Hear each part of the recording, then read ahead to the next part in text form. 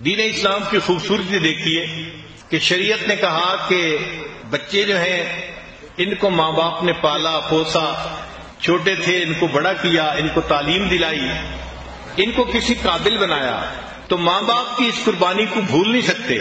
لہذا اب یہ بچے اگر بڑے ہو جائیں تو ان کو چاہیے کہ یہ اپنے ماں باپ کا ادب کریں، ان کو ریسپیکٹ دیں اور ان کی خدمت کریں اور اس کو اپنی سعادت سمجھیں۔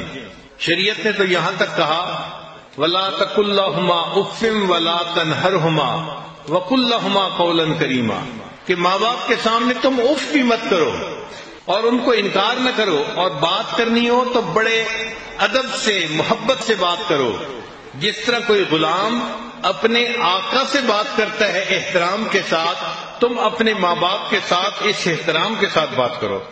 چنانچہ شریعت نے کہا الجنت تحت اقدام امہاتکم، کہ جنت تمہارے لیے ماں کے قدموں کے نیچے ہے۔ قدموں کا تذکرہ کیوں کیا گیا؟ کہ انسان کے جسم میں قدم سب سے نیچے ہوتے ہیں، اگر اس سے بھی نیچے کوئی چیز ہوتی تو شاید اس کا تذکرہ کر دیا جاتا۔ تو اس کا مطلب یہ کہ ماں باپ کے سامنے انسان جتنا بچھے شریعت اس کو اتنا ثواب دے گی۔ کتنی خوبصورت شریعت ہے۔ نبی نے سامنے ارشاد فرمایا کہ جو بندہ اپنی ماں یا اپنے باپ کے چہرے پر ایک مرتبہ محبت کی نظر ڈالتا ہے، ہر نظر ڈالنے پر اس کو ایک حج یا عمرے کا ثواب ملتا ہے۔ صحابہ کرام نے سوال کیا اے اللہ کے نبی صلی اللہ علیہ وسلم اگر کوئی بار بار دیکھے؟ نبی اسلام نے فرمایا جتنی بار دیکھے گا اتنی بار حج اور عمرے کا ثواب ملے گا۔ جن کے چہروں کو محبت کی نظر سے دیکھنا عبادت ہے، ان کی خدمت کرنے سے اللہ کتنے راضی ہوں گے۔ تو دین اسلام نے ایسی تعلیم دی کہ جو ہر دور اور ہر زمانے میں بہترین تعلیم ہے۔ چنانچہ نبی اسلام نے ارشاد فرمایا 3 لوگوں کی دعائیں کبھی رد نہیں ہوتی، ایک مظلوم کی دعا، دوسرا مسافر کی دعا، اور تیسرا باپ کی دعا اپنے بیٹے کے حق میں، اولاد کے حق میں۔ کبھی اللہ اس کو رد نہیں فرماتے، ہمیشہ قبول فرماتے ہیں۔ حضرت عثمان غنی رضی اللہ عنہ کے زمانے میں اسامہ رضی اللہ عنہ نے ایک باغ لگانا تھا، تو اس کے لیے وہ بہترین نسل کی کھجوریں لے کے آئے کہ میں کھجوریں زمین میں ڈالوں گا اور اس سے درخت بنیں گے اور ان کا مجھے پھل ملا کرے گا، اور اس کے لیے انہوں نے 1000 درہم یا دینار جو بھی کرنسی تھی وہ خرچ کی۔ جب وہ گھر کھجوروں کی بوریاں آئیں تو والدہ کو پتہ نہیں تھا، والدہ نے کھجوریں دیکھ کے ان کو ٹیسٹ کیا تو ان کو اچھی لگی۔ حضرت اسامہ رضی اللہ عنہ نے اپنی والدہ کو بتانا بھی گوارا نہ کیا کہ امی یہ میں نے باغ لگانے کے لیے بیج کے طور پہ منگائی ہیں، کھانے کے لیے نہیں ہے۔ 1000 درہم کی کھجوریں ان کی والدہ نے کھا لی اور وہ خاموش رہے۔ کسی نے پوچھا کہ آپ نے باغ لگانا تھا؟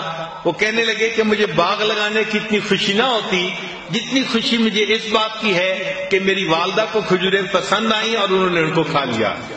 حضرت ابو ہریرہ رضی اللہ تعالیٰ عنہ کے بارے میں آتا ہے کہ جب بھی اپنے گھر سے باہر نکلنے لگتے تھے ہمیشہ پہلے اپنی والدہ کے پاس جاتے تھے، ان کو سلام کرتے تھے، ان کو بتاتے تھے اور پھر گھر سے جاتے تھے، اور جب گھر واپس آتے تھے تو پہلا کام اپنی والدہ کو سلام کر کے بتاتے تھے۔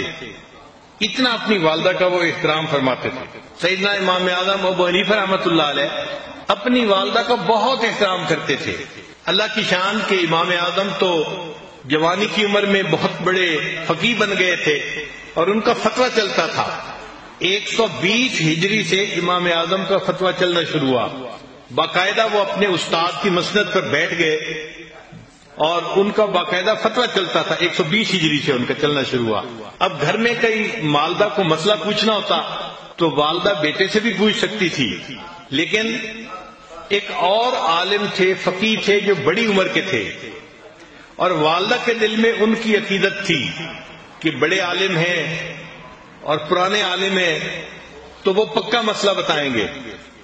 تو والدہ اپنے بیٹے کو کہتی کہ نعمان مجھے ان کے پاس لے چلو، میں نے ان سے کچھ مسائل پوچھنے ہیں۔ تو امام اعظم رحمت اللہ علیہ اپنی والدہ کے لیے اونٹ منگواتے اور ان کو اونٹ پہ سوار کرتے اور اونٹ کی نکیل خود پکڑتے اور لے کے چلتے۔ راستے میں امام اعظم کے کئی شاگرد ملتے وہ کہتے کہ حضرت ہم اونٹ کی نکیل لے کے چلتے ہیں. فرمانے لگے نہیں، میری والدہ سوار ہیں، اب اس اونٹ کی نکیل میں ہی پکڑ کے چلوں گا.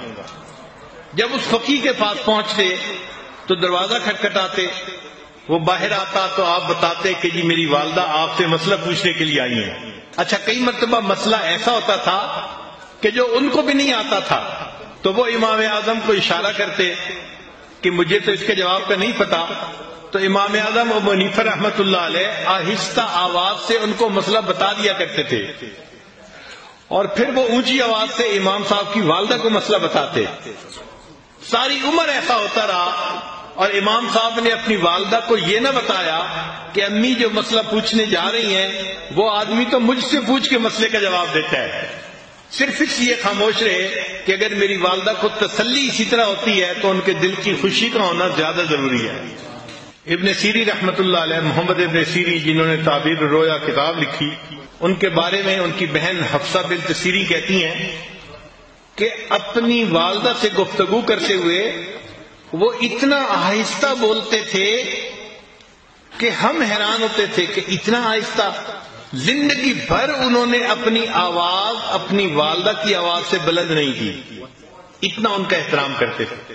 ان کی والدہ کو کچھ خاص ڈیزائن اور رنگ والے کپڑے بڑے پسند تھے.